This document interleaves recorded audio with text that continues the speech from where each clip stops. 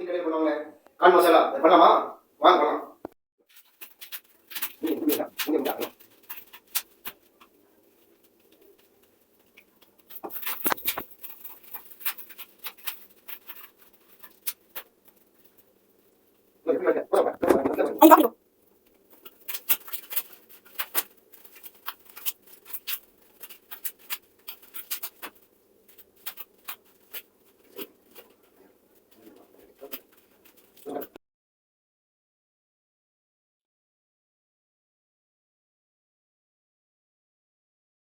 இந்த ரோட்டு கடையில்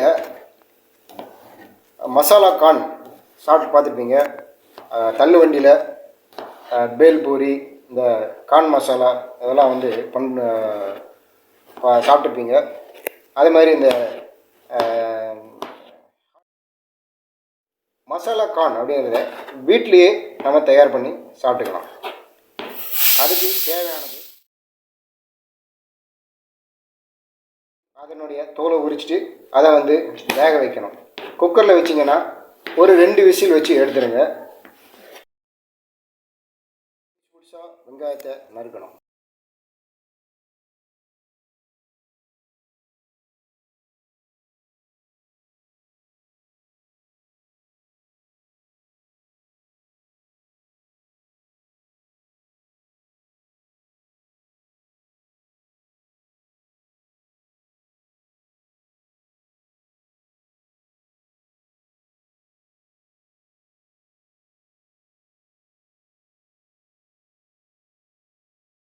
கேரட் வந்து ரொம்ப நல்லது. இந்த கான் மசாலாவில் சேர்க்குற வெங்காயம், தக்காளி, இந்த கேரட் இது வந்து ரொம்ப டேஸ்டியாக இருக்கும். அதன் கூட கருவேப்பிலை, கொத்தமல்லி இலை இதையும் தனியாக கட் பண்ணி பொடிசாக எடுத்து வச்சுக்கோங்க.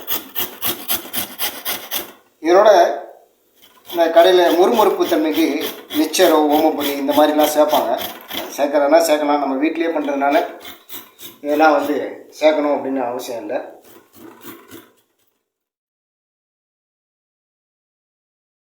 என்னதாக இருந்தாலும் இந்த ப்ரொஃபஷனலாக பண்ணுற மாதிரி வராது. இருந்தாலும் நம்ம வந்து ஒரு இன்ட்ரெஸ்ட், ஒரு எமர்ஜென்சி, அதாவது சாப்பிடணும் போல் தோணும்போது நம்ம வீட்லேயே இதை செஞ்சு சாப்பிட்லாம்.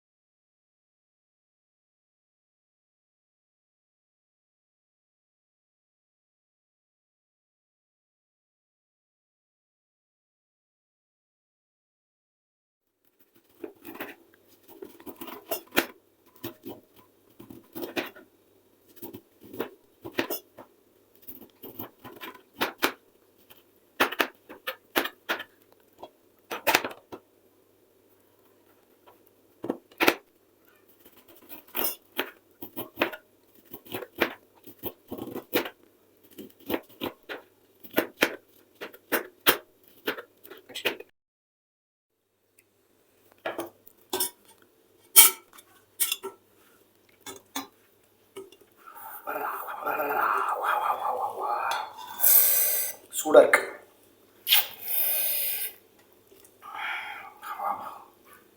சூடாக வேக வச்சு எடுத்து அப்போவே கட் பண்ணுறோமா?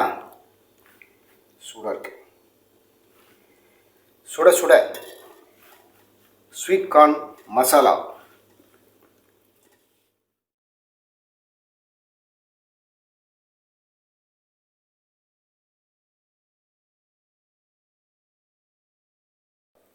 இப்போ நம்ம நறுக்கி வச்சுருக்கிற இந்த கேரட், இந்த வெங்காயம், ஆனியன், தக்காளி